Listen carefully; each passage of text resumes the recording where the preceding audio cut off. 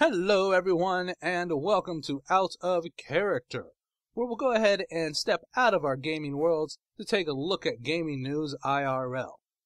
First up on the block today, we'll be discussing Valve and the fact that they've gotten another 10 games from Greenlight. Speaking of Valve, Gabe Newell was discussing interoperating between PC and TV and mobile gaming. Also, Dead Island Riptide has its zombie beta edition in the UK, causing a little bit of controversy. And a Missouri state rep has decided he would like to put in a 1% excise tax on all violent video games sold within the state. With that, folks, let's go ahead and jump right into it. Valve has went ahead and greenlighted another 10 games from Greenlight. These games include Akiniro Demon Hunters, Asylum, DLC Quest, Erador Masters of the Broken World, La-Mulana, Leisure Suit Larry, Mach, The Age of Decadence, Unepic, and War for the Overlord. Now, anyone who is not familiar with Steam's Greenlight, it is their submission process that they use for new developers and new publishers to go ahead and get put on Steam. How it used to work is basically you'd submit it, it'd go through kind of like a board of directors or through some type of group that they had within Steam who would look at the game and decide, is this something people would really want to play? Instead, they're going to let the people who are going to buy these games and play these games actually decide, is this something I want to play? So they'll submit it on Greenlight, put up photos, videos, all that kind of stuff, interact with their community, and the community will at that point in time go ahead and vote for it, talk about it a lot, show some interest in the games. If they show enough interest, Valve will go ahead and then greenlight the game, thusly the name obviously, and work with the developer to get it published on Steam. I like this new system. Well, it's not really new, it's been around for a while, but it's their current system. It's the newest system they have. I like this system to the fact that it actually lets us pick the games. There's a few games out there that I've actually enjoyed that were not put on Steam and did not get through Steam's old approval process for whatever reason. It ended up being good games. So taking it out of the hands and instead putting it in the hands of the community is nice. Of course, I do stress to the community, it's our job to make sure we know what we're looking at. Make sure we're getting good quality games. We're getting proper games that are coming to us, fully made games, all that kind of stuff, and making sure we're not just voting up crap. Because I don't want a bunch of crap being put in there for me to play. There's enough bad games out there.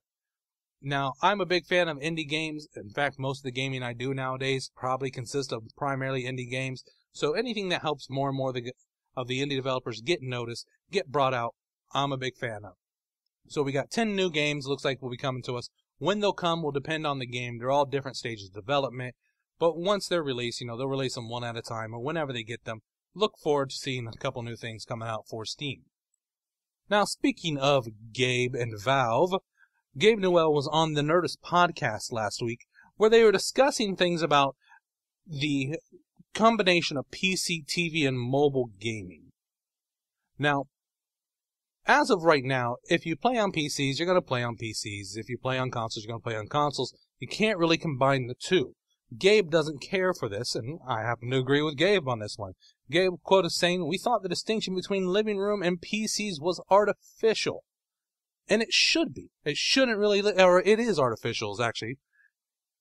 There's not a technological reason why we can't do this. It's that the companies who are in control don't want to do this. They instead would prefer you to buy the PC version and the 360 and the PS3 version because ultimately they're trying to sell more and more copies of it. I don't personally agree with this. Mr. Newell does not agree with this either. I couldn't agree with him more in regards to this. So it's something that Valve is actually looking more and more into, trying to break that apart and lower those barriers. And anything that drops those barriers and could possibly stop all this whining and complaining of the PC master race, which I'm a PC gamer, mind you. I do have the consoles. I probably do 5% of my gaming on console. I do most of my gaming on PC. But I hate these divides that we put up between gamers. Gaming is meant to be fun, enjoyable. You pick up a game because you're going to enjoy it. Don't pick it up because it's work. Don't pick it up because, ha ha ha, I want to prove that I'm better than the console people because this game's PC only. Or it just looks better. There are distinct advantages to PC gaming. Yes, you have your mods and things of that nature, which definitely give those advantages to PC gaming. But I don't care for the complaining and the bickering between everyone We need to stand together as a community, as a whole, as gamers, not subdivide ourselves into, I'm a PC gamer, so I'm going to stick up for PC, and I'm a 360 gamer. 360 rules, PS3 sucks, and any of that kind of stuff. That's not what this is about. This is about enjoying what we do. This is our hobby. This is what we love. This is what we put our passions into. And so we need to make sure that we enjoy that as much as we can without bickering with each other. Now, in regards to the mobile market, it's interesting what Gabe actually has to say about that fact. Gabe actually came out and said it's not because it isn't technically feasible. It's not because it isn't the right thing to do. It's because the people who control mobile right now, Apple, have zero interest in interoperating well with the people who currently are controlling the living room. So it's interesting to actually put that out, and it's interesting that he'd actually go out at Apple. Apple has a lot of fanboys. Just as a disclaimer, I do have an iPhone that I use. I like my iPhone perfectly fine, and I actually have family that work for Apple as well. But I don't consider myself an Apple fanboy by any means. The only reason I have the iPhone is because I was able to get it for $50, and I needed a new smartphone, and there wasn't a better phone that I could get through my carrier with the $50 without having to pay $150 or $200. So the iPhone's what I went with. I went with the best for what I could get for the money that I had to spend on it. But I agree with Gabe wholeheartedly on this. Let us combine our worlds. Let us be able to play our games in any way that we want to. Now, understandably, mobile's limited to a point, obviously in screens and controllers and things of that nature. But the idea that I can experience my games wherever I happen to be in the way that I want to experience them, because I'm the one who purchased this game, I now own it, would be a great benefit and a great boon, and I would love to see this. So hopefully Steam is plowing through it, making sure something like this happens, pushing the market forward, not sitting there and kind of idling back and resting on its laurels of the fact that Steam has done very well for itself, but instead saying, no, we're not going to stop where we are. We're going to continue to push, and we're going to continue to improve, and we're going to make gaming the experience that it should be. Now we have Dead Island Riptide Zombie Bait Edition, which is the UK's collector's edition version.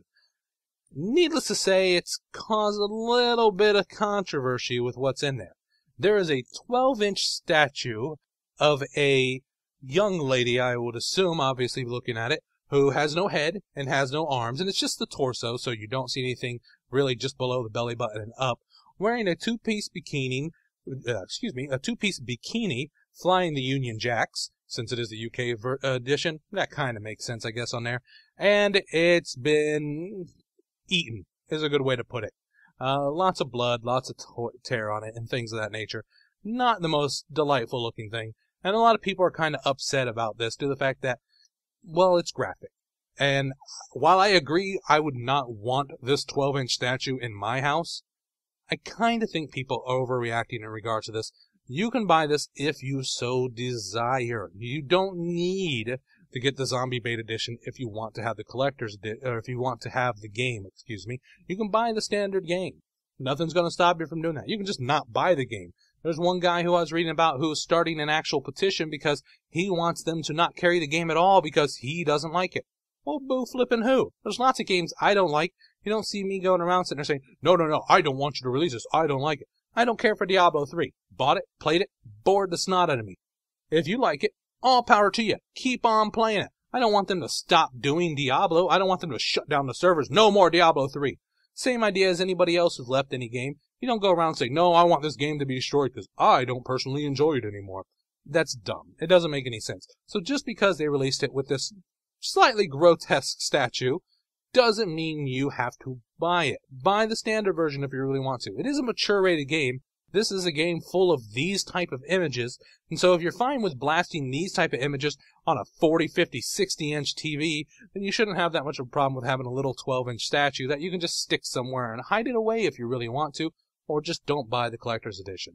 I believe there's a bit of overreacting to this whole entire situation, and people need to pull it back, calm down. It's not that big of a deal. Just don't buy it. If you have an interest in getting it, by all means, pick it up. If you like this gross little statue hanging out in your house, cool. I know a lot of people who are big into zombies who probably have these type of things in there anyway. So, I think people are overreacting. Calm down. Not that big of a deal.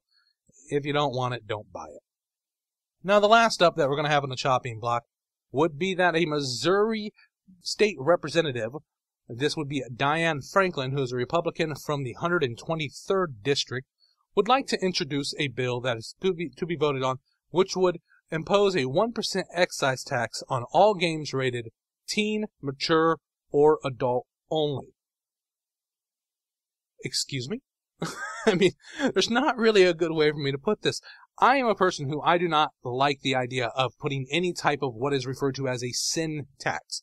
That means increasing the taxes purely on cigarettes purely because they're considered bad and we want to do it, even though they make up the stories of, well, it's to encourage people to not smoke, yet that doesn't ever work. Or on beer, or on gambling, or on video games. These are things people do for enjoyment. You should not be taxed more because I enjoy it. I don't like the idea of these type of taxes. Now, this isn't the first time this is attempted to come up. Last January, actually, there was an Oklahoma state representative that was a Will Forkiller, interesting name, who was a Democrat from the 86th district who tried to do the same type of bill, and that was shot down after about a month and didn't go anywhere. So this isn't a one-side Republican-Democrat thing, because both a Republican and a Democrat have put these things forward. So let's not get into all that kind of debate. This is a stupid thing. This is the idea of, this is something I don't understand because this isn't the environment I grew up in. I'm older. This isn't something I know about. So I'm going to blame it on this, because if you're going to introduce this game tax for violent game and violent imagery, this same tax needs to be introduced to magazines, books, movies, TV shows, because I've seen far more violence in TV shows and movies than I've ever played actually in video games, and I've played a lot of video games. Some people will sit there and try to say, well, it's about immersion. When you play a video game, you're involved in it. You're taking control of the characters. These are people that have never truly watched a movie in the right way or truly read a book. When I watch movies, or especially when I read books, I'm in them. I mean, I remember it's as dumb as it may sound. I was reading a book, and it was a Robert Jordan book. I don't remember which one of them. I was reading it when I was a teenager, and I happened to get up. I came back to my room. I turned on the TV, flipping channels, and I was getting annoyed because I could not find what I was watching. I wasn't watching anything. I see everything when I read my books. I am in my books. I feel everything that's in them. So I get far more immersion in any book that I've read than I ever have in a video game that I played. And I love video games. So this idea of let's tax just video games is just dumb. It's because people are going after something that people don't understand. Most of the older crowd do not really understand. When I say older crowd, I'm talking about your 60s up, the type of people who are mainly our politicians at this point in time, to the fact that the average age of a gamer is actually in their mid-30s. They don't really understand what this type of stuff is. They don't get involved in it. They don't have an interest in understanding this type of stuff. I mean, even with my own parents, I'm 28 years old, and even when I talk to my own parents and try to get them in any interesting games, and they used to play Super Nintendo games and Nintendo games. They don't have any interest in this type of things anymore. And I've had to have discussions with both of them about the fact that there's all kinds of studies that show the fact that there's no relation between video game consumption and an increase in violence. Now, I'm not saying by any means that everybody should play any game they want. No. I do believe that we as a society have desensitized ourselves to violence. We sit there and we take it in so many ways all the time that we don't respond properly to it anymore, and we tend not to pay attention, and we're not affected by things. I mean, that's how we can have people who, I mean, I remember on 9/11, I was in high school, people making jokes the day it happened. And that's just because we become desensitized to violence and really sometimes feeling with each other. But that is a personal thing. That is a parental raising issue. That is not a gaming issue at that point in time. That is how you handle your own children. If you're not teaching your children to actually have caring and compassion and having empathy for other individuals, that's your doing. So yes, raising your child to not have proper empathy, not have proper caring and passion for other people, and then throwing them into a violence-laden society, yeah, that has a chance of affecting that kid. But it wasn't because they were playing video games. It was because that child was not brought up to properly care and understand for people. And this is something that we really have to take a look at. This isn't a video game thing. It's not a movie thing. It's not a book or a magazine or a TV show type of thing. This is a societal issue that we have to take a look at. So let's stop demonizing video games. Let's stop demonizing movies and everything of that nature. Let's go ahead and take a look where the issue actually is. It's in us. It's in our hearts. It's in our homes. So we take a look at that. We deal with those issues there, and all of this goes away. Let's not play these games with these silly taxes, and that goes for just about anything, in my opinion.